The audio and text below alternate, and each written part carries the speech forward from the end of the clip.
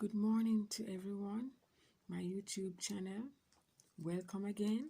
This is Sonia here to encourage you, give you some words of encouragement. You know, they always say the early bird catches the worm, and I'm not successful in doing this, getting up so early. I got up this morning from about between 4 and 5, and I was really seeking God.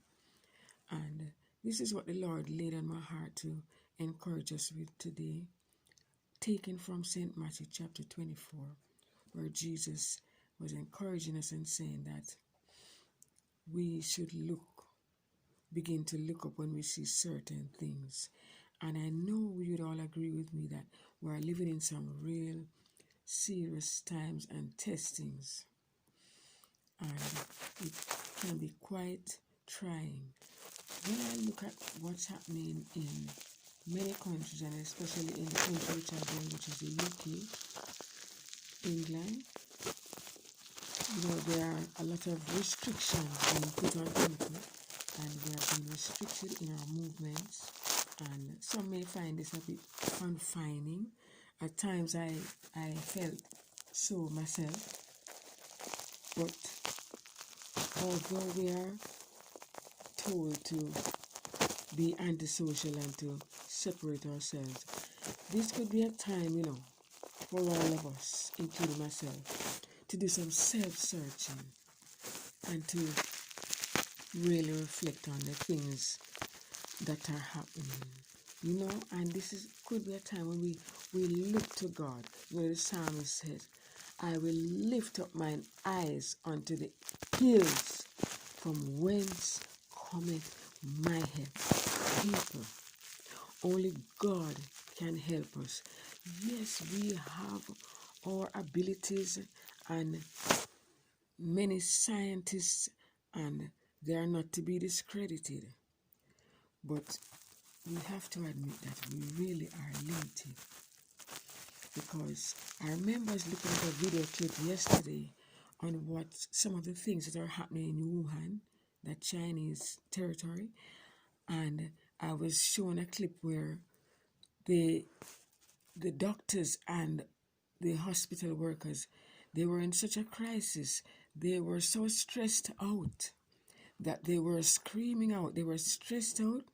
They were stretched to the limit because they apparently had been working around the clock without much rest. And, it began to take its toll on their bodies, and they began to be very disorientated and very stressed out. And so we know that we are limited. But Isaiah chapter 40 reminds us that the Lord, He is not limited. Isaiah 40 says, have ye not known, have ye not heard, that the Creator, the ends of the earth, He fainteth not, neither is He weary. And it goes on to say, the young men and all the stalwarts of this world, we will get weary. But they that wait upon the Lord shall renew their strength. They shall renew their strength. They shall mount up with eagles. They shall run and not be weary. They shall walk and not faint. They that wait upon the Lord. Yes. And so, my people, let this be a time of deep reflection, self-searching, soul-searching, and really reaching out to God.